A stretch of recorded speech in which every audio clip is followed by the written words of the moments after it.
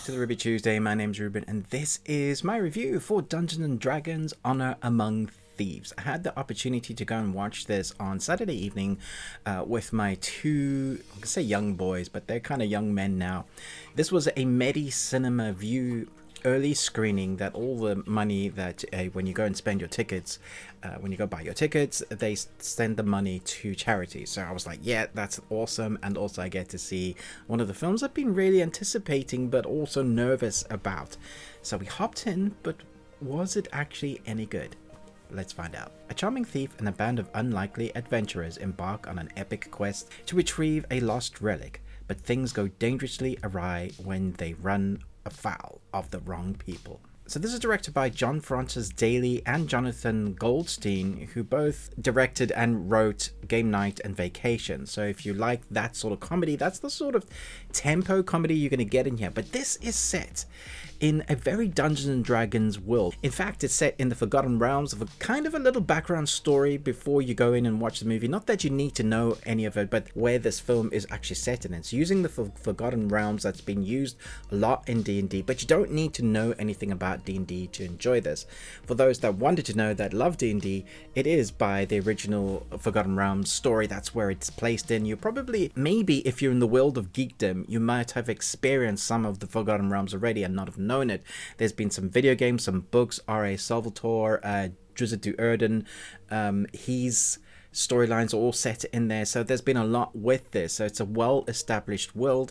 I have played the game Neverwinter, and I wrote as a freelancer for Baldur's Gate 3. I don't know if any of my dialogue is in there, but I was just there for a few months working with Larian Studios. So all of that kind of geekdom is all shoved into this film, but that's not at the detriment to the film.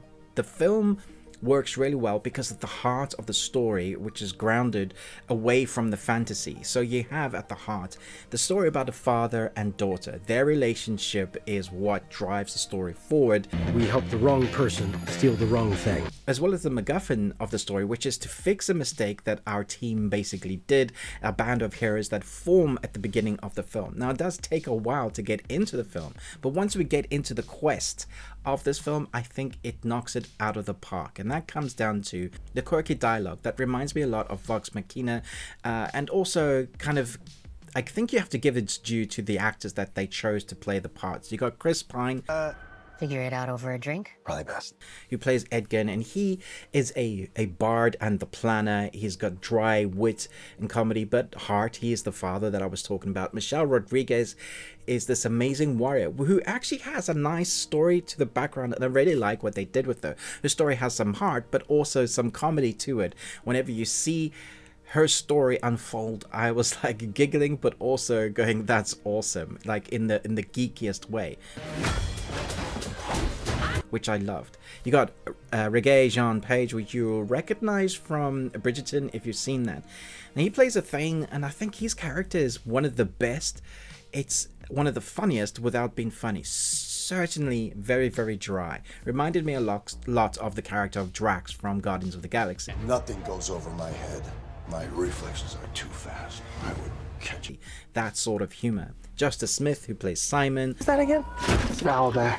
Hugh Grant obviously is another big name in this, and I think you're going to love his character. But he also just kind of plays Hugh Grant, playing Hugh Grant, being that sort of dry British dude. Without doing any spoilers, his arc is at the forefront of the film. And then of course the big bads, and that comes down to the wizard play, what they're up to, what they want to do. I'm not going to spoil any of that. Suffice to say, it's got a proper quest adventure. They have to do a bunch of stuff in order to save the day, and have to go off on the beaten track, a few side quests to go and do the main quest to save the day and reunite people with people and save the day from the big bad. That is the MacGuffin of the story. You're basically playing a D&D, you know, roll 20 for charisma, or to check yourself, or depending on what campaign you're playing. If you're playing a modern day version, you can check one out on our channel that I did with Movies and Munchies. That was a lot of fun. So if you've ever had any idea of what Dungeons and Dragons is, I think, or maybe a hardcore gamer or a hardcore Dungeons and Dragons player, I think you're going to love this because there's so many Easter eggs in here. But if you've never even heard of it, well, like not seen it, and you've come into this thinking it's just a fantasy action adventure, that's exactly what you get. It's not the best movie, and it's not without its flaws. It has some. I would say though that I heard some people talking about how long it takes to get into it, and I felt that, but I think also that works a lot. I think the pacing is really good because it takes time to give us the story, build the world, build the characters before we get into the quest, before the stuff happens. So that pacing is building and building and building until we get to that last half an hour where they throw their budget at the CGI characters, the magic fighting, the choreography.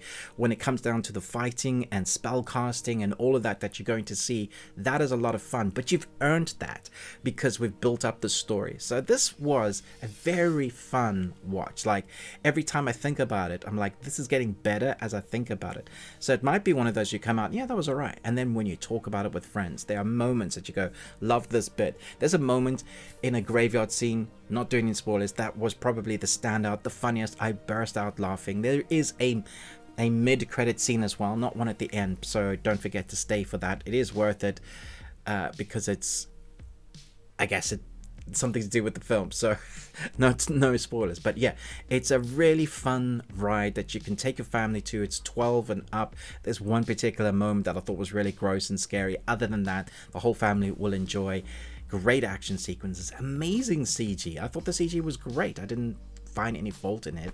I mean, I'm sure there are nitpickers that are like, if you're a CGI artist, you're like, well, that was horrible. For me, all the creatures and the characters, the sword fighting, the magic wielding, the spell casting, all of that was great. But what worked was how it was grounded in the father and daughter relationship with the adventurers. They each have their own kind of background and darkness to them, and that always makes for a great character. As if you were creating your own character on D&D, that is what you get a lot in this. There's going to be those that love it, and there's going to be those that geek out with it. I can't see anybody hating this. So the critic in me would give this 3.5, but the geekdom person that loved it and really enjoyed this would give this a 4. I'm going to stick with the 4 Nicolas Cages out of 5. You got one. Congratulations. Because of the enjoyment I had with it. I know it's not a perfect film. I know it has its issues, but I just so much enjoyed watching this, and I'll definitely go back and watch it again. So let me know your thoughts and feelings. What is your favorite campaign if you're a D&D player? Like, which version do you play? I'd love to know. If you guys have any campaigns going and you'd like someone to join, I would love to join you guys. That would be a lot of fun. Thanks so much for watching, but most of all, until next time, remember, live long and Tuesday.